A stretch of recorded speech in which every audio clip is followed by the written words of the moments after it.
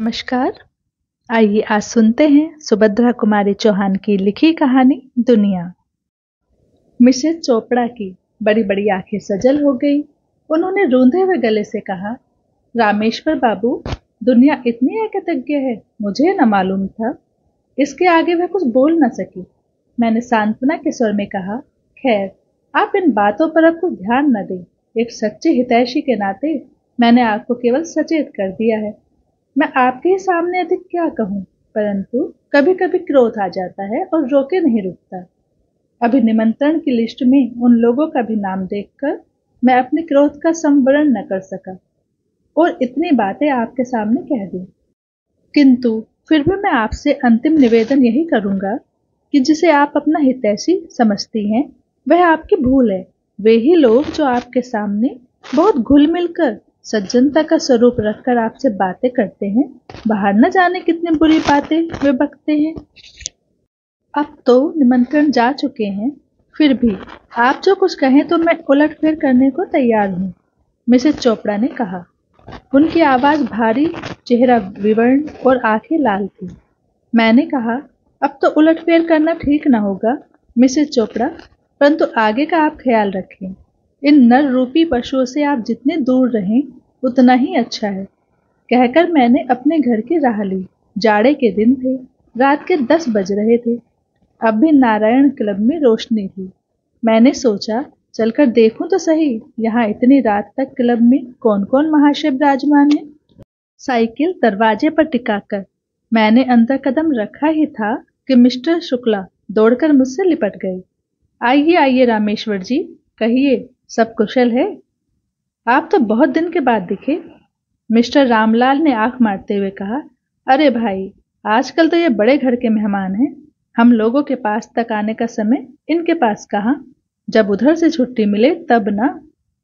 प्रेम नारायण ने चुटकी दी, भाई, किस्मत इसी को कहते हैं। हम लोग चक्कर ही लगाते रह गए और हजरत ने वहां ऐसा रंग बांधा कि अब वहां किसी दूसरे की पहुंच ही नहीं हो सकती। कहते कहते उसने मेरी पीठ ठोकी। किसके विषय में कटुक्तियां थी, मैंने सब समझ ली। फिर भी कुछ अनजान बनते हुए बोला, तुम लोगों की बातें मेरी समझ में नहीं आई। पहेली की तरह मत बुझाओ, साफ साफ कहो ना, किस बड़े घर की मेहमानदारी मुझे मिली है। सुना है कल मिसेस चोपड़ा के लड़के का जन्मदिन है और बड़ा भारी आयोजन किया जा रहा है। 150 आदमियों को चाय पार्टी के लिए निमंत्रण भी बांटे गए हैं। सच है ना रामेश्वर जी? मिस्टर शुक्ला ने पूछा। मैंने कहा, सच भी हो सकता है, झूठ भी, मैं ठीक नहीं कह सकता। पर मिसेस चोपड़ा के लड़के की वर्षगांठ और आप लोगों की इन उड़ी उड़ी बातों का क्या संबंध? मैं तो आपकी पहेली का अर्थ पूछ रहा था, जो कि अभी आपने मुझसे बुझाई है। बनो ना दोस्त, अभी वहीं से आ रहे हो और कहते हो मुझे मालूम नहीं है। हम लोग हिस्सा तो लगाने आते नहीं, फिर सच सच कहने में क्यों संकोच करते हो? एक कुटिल हंसी के साथ प्रेम नारायण ने मुझसे कहा। मेरे बदन में आग सी लग गई। फिर भी मैंने अपने क्रोध को दबाया और मैंने सोचा, भला देखो तो सही ये लोग किस हद तक जाते हैं। क्या आप लोग मिसेस चोपड़ा के विषय में कुछ कहना चाहते हैं? मैंने पूछा। मिस्टर शुक्ला कुछ गंभीर होकर बोले, हाँ भाई रामेश्वर, हम नहीं चाहते कि तुम भी उस भूल भुलैया में भूले भूले फिरो। मिसेस चोपड़ा को कौन नहीं जानता, सारे शहर में तो उसी की चर्चा है भाई। एक नजर में तो वह लोगों को पागल बना देती है। औरत नहीं, जादूगरनी है। पर धिक्कार है मिस्टर चोपड़ा को, क्या उन्हें यह बातें मालूम ना होंगी? प्रेम नारायण बोला, अरे मालूम क्यों नहीं है, औरत की कमाई पर ही तो इतना बड़ा मकान खड़ा कर लिया है। नहीं तो 450 में आजकल होता क्या है? मिसेस चोपड़ा को नहीं देखते, रेशम छोड़कर दूसरी बात ही नहीं करती। देखा नहीं किस ठाठ से निकलती है, कपड़े सदा कीमती पहनती है, घर में 4-6 नौकर चाकर। यह उन्हीं की कमाई है, नहीं तो मिस्टर चोपड़ा के 450 में पूरा न पड़ता भाई साहब। रामलाल ने घृणा भरे स्वर में कहा, भाई, मुझे तो उसकी शक्ल से नफरत है। उसे तो यदि गृहस्थ न कहकर वैश्या कहा जाए तो ठीक होगा, पर पुरुष से ऐसी बेशर्मी की बातें करती है, उनके साथ ऐसे खुलेआम फिरा करती है कि कोई वैश्या क्या करेगी। पढ़ी लिखी औरतें क्या हमने देखी नहीं? पास की ही मेज पर बैठे हुए दो सज्जन चाय पी रहे थे। अब तक इधर की बातें चुपचाप सुन रहे थे। शायद बात सहन शक्ति की सीमा से बाहर चली गई थी, इसलिए एक सज्जन ने कहा, बहुत बढ़ बढ़कर बातें तो न करिए।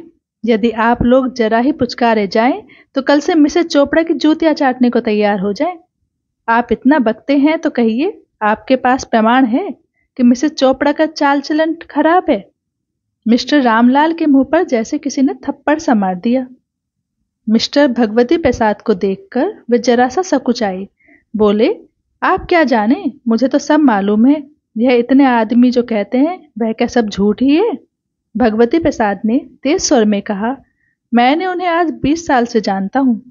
आपका तो परिचय भी उनसे नहीं है, पर मैं तो उनके साथ वर्षों रहा हूँ, एक साथ एक मकान में। हाँ, वह जिस प्रकार के वातावरण में पली हैं वैसा ही उनका स्वभाव भी है। पर्दा उसने न बचपन से किया है और न अब कर सकती है। उसकी नजरों में स्त्री पुरुष समान है, इसलिए वह सबसे खुलकर प्रेम पूर्वक मिलती है। यही उसके आचरण का दोष है। किसी भी सुधार के काम में पुरुषों से भी सदा 2 कदम आगे रहती है। यही उसकी कमजोरी है। कहते कहते भगवती प्रसाद का चेहरा आरक्त हो गया। सब लोग चकित दृष्टि से उनकी ओर देख रहे थे। हम लोगों को अनुमान भी न था भगवती प्रसाद भी मिसेज चोपड़ा से परिचित होंगी, क्योंकि हम लोग उन्हें परदेसी समझते थे। वे लाहौर से अभी 2 महीना पहले ही यहाँ आए थे। कुछ ठहर कर वे फिर बोले, लेकिन कहने वालों की जबान को कौन लगाम लगाए? चमड़े की जबान ठहरी, जिधर चाहा हिला दिया। सतेंद्र बीच में ही बात काटते हुए बोले, पर आप क्यों नाहक इन लोगों के मुंह लगते हैं? बकते हैं, बकने दीजिए। सूरज पर धूल फेंककर कोई उसके प्रकाश को धीमा नहीं कर सकता। धीरे धीरे रामलाल, प्रेम नारायण और मिस्टर शुक्ला खिसक गए। अब वहां पर मैं, सतेंद्र और भगवती प्रसाद जी रह गए। हम लोग भी घर की ओर चले। रास्ते में मुझे संबोधित करके भगवती प्रसाद ने कहा, रामेश्वर जी, तुम में इतना साहस नहीं कि इनके मुंह पर थप्पड़ लगा देते। वह तो तुम्हें भी लांछन लगा रहे थे। मुझे तो ऐसी बातें कहते तो मैं बिना मारे न रहता। मेरे मुंह से कोई बात न निकली। सच बात तो यह थी कि मिसेज चोपड़ा मेरे लिए भी एक पहेली सी थी। आज साल भर से मैं उनके घर रोज जाता रहा हूँ। वह सदा प्रसन्न मुद्रा से मेरा स्वागत करती थी। उनकी वाणी में वह मिठास थी, चितवन में वह मोहकता थी कि कभी कभी मैं यह शक करने लगता कि शायद उनका मेरे साथ अनुचित तरह का प्यार है। किंतु दूसरे ही क्षण में होश में आ जाता जब मैं देखता ठीक वैसा ही व्यवहार वह दूसरों से भी करती है। वह इतनी मिलनसार थी, स्वभाव में इतनी मधुरता थी कि हर एक मिलने वाला यही सोचता हुआ जाता कि उसके साथ ही ऐसा व्यवहार किया जाता है, और साथ ही दुष्ट प्रकृति वाले यह भी सोचते कि वह उन पर आसक्त है, इसलिए ऐसा मधुर व्यवहार करती हैं। मिस्टर चोपड़ा लाहौर के रहने वाले बहुत ही उन्नत विचार के सज्जन पुरुष थे। वे कुछ साल पहले यहाँ इंजीनियर बनकर आए थे। बड़े ही नेक, मिलनसार और उदार चरित्र पुरुष थे। स्त्री भी उनकी उन्हीं के अनुरूप थी। उन्होंने किसी विद्यालय से कोई डिग्री तो न हासिल की थी, फिर भी उनकी शिक्षा बहुत ऊंची, विचार बहुत परिपक्व और आदर्श महान थे। पति पत्नी दोनों में बहुत प्रेम और विचारों में बड़ी समानता थी। यह एक आदर्श जोड़ी थी। मिसेज वीणा चोपड़ा अपने माता पिता की अकेली संतान थी। उनके पिता सुधारक सभा के प्रेसिडेंट थे। वह पुरानी लकीरों के फकीर न थी। वीणा अपने पिता के साथ साथ छुटपन से ही सभा सोसाइटियों में जाती थी और अक्सर व्याख्यान भी दिया करती थी। स्त्री पुरुष उसके लिए समान थे।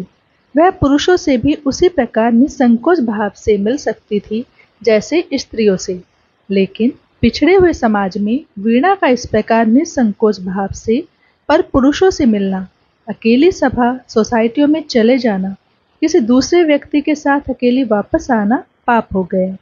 पहले तो लोग कुछ अधिक न कह सकते थे, किंतु इधर जब से अछीतो द्वारिणी सभा का निर्वाचन हुआ और शहर में इतने महानुभावों के रहते हुए भी अछूतो द्वारिणी सभा की अध्यक्षा वीणा देवी चुनी गई, और इस सिलसिले में उन्हें बहुत से व्यक्तियों से मिलना जुलना पड़ा, बहुत जगह आना जाना पड़ा। कई ऐसे व्यक्तियों से भी संसर्ग रखना पड़ा जिनसे शायद वीणा कभी मिलना भी न चाहती, तो उन लोगों को खुलेआम बकने का मौका मिला। उन्हें वीणा को दिया हुआ सम्मान फूटी आंख न सुहाता था। 1 2 3 4 नहीं, वीणा के साथ जिसने भी सहानुभूति प्रदर्शित की, जिस किसी ने उसके साथ घंटे आध घंटे बात की, वह वीणा का प्रेमी हो गया। दूसरे दिन मिसेस चोपड़ा के यहाँ वर्षगांठ का समारोह था। 4 बजे कुछ स्त्री पुरुषों का सम्मिलित भोज था। हम लोग सब पहुंचे, पर मिसेस चोपड़ा न थी। मालूम हुआ वे रात से अस्वस्थ हैं, इसलिए खुद इस भोज में शामिल नहीं हो सकती। बीच में कई सज्जनों ने उनसे मिलकर सहानुभूति और धन्यवाद देना चाहा, पर मिस्टर चोपड़ा ने यह कहकर टाल दिया कि वे इस समय मिल न सकेंगी। आप लोगों को आने की कृपा के लिए धन्यवाद देता हूँ। सब लोगों के जाने पर मैंने भगवती प्रसाद और सत्येंद्र ने मिसेस चोपड़ा के ड्राइंग रूम में प्रवेश किया। वह बैठी अपने बच्चे को कपड़े पहना रही थी। मुझे देखते ही आदर प्रदर्शित करते हुए उन्होंने अभिवादन किया। भगवती प्रसाद और सत्येंद्र को उन्होंने कुछ न कहा, पर वे लोग बहुत समीप जाकर बैठ गए। अब मैं समझा इनका संबंध कितना घनिष्ठ है। क्या सचमुच आपकी तबीयत खराब थी? भगवती प्रसाद ने पूछा।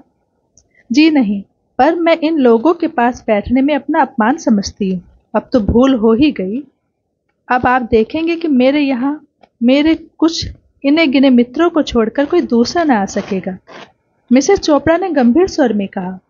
उनके चेहरे पर कुछ ऐसी शांति, ऐसी निष्ठा और ऐसी गंभीरता थी कि हम लोगों को कुछ कहने का साहस न हुआ। वह किसी काम से अंदर चली गई। इसी अरसे में भगवती प्रसाद ने मुझे एक पत्र दिखलाया। पत्र पर सिरनामे की जगह कुछ न था। मजमून इस प्रकार था। आपसे मिलकर बड़ी प्रसन्नता हुई। 1000 मुंह से आपकी प्रशंसा करूं तो भी नहीं कर सकता। मैं आज आपसे आपके प्रणय की भीख मांगता हूँ। आप तो दाता हैं, आपकी दानशीलता प्रसिद्धि पा चुकी है। क्या मुझ भिखारी को भी संतुष्ट करेंगी? यदि आपने कृपा न की तो मैं बेमौत मर जाऊंगा। अनुचर। नाम किसी का न था। नीचे जो उत्तर भेजा गया था उसकी प्रतिलिपि थी। मैंने स्वप्न में भी न सोचा था कि आप मनुष्य के रूप में राक्षस हैं। अपने मित्र की स्त्री के प्रति ऐसी कुभावना रखने के बजाय आपको तो चुल्लू भर पानी में डूब मरना चाहिए था। कृपा करके आप मेरे यहाँ से अभी तशरीफ ले जाइए। पत्र पढ़कर मैंने विस्फारित नेत्रों से भगवती प्रसाद की ओर देखा। उन्होंने पूछा, पहचानते हो ना यह किसकी हस्तलिपि है? हाँ हाँ, अच्छी तरह, मैंने कहा। तो फिर ऐसा चुगा खाकर वह उसके खिलाफ न बकेंगे तो और क्या करेंगे? भगवती प्रसाद ने कहा। और है भी तो वह बिना दिमाग का पहले नंबर का उल्लू। फिर वह अपने 10-5 साथियों के दिमाग में भी उसके प्रति ऐसी कुभावनाएं भर दे तो आश्चर्य ही क्या है। किंतु आप किसी सहृदय व्यक्ति से पूछिए कि उसकी धारणा मिसेस चोपड़ा के विषय में क्या है, फिर वह आपको बतलाएगा। मैंने देखा कि भगवती प्रसाद की बातें अक्षरशः सत्य थी। अपनी शक मिटाने के लिए, अपना खिसियानापन दूर करने के लिए मनुष्य की पाशविक प्रवृत्तियां नीच से नीच काम करने में भी नहीं हिचकती। मिसेस चोपड़ा ने प्रवेश करते हुए कहा, यह किसकी जन्मपत्री देखी जा रही है? मिस्टर शुक्ला की। सत्येंद्र ने हंसते हुए कहा। अभी आप सुन रहे थे सुभद्रा कुमारी चौहान की लिखी कहानी दुनिया। आगे भी इसी तरह की कहानी सुनने के लिए चैनल को लाइक, शेयर और सब्सक्राइब जरूर करें। धन्यवाद।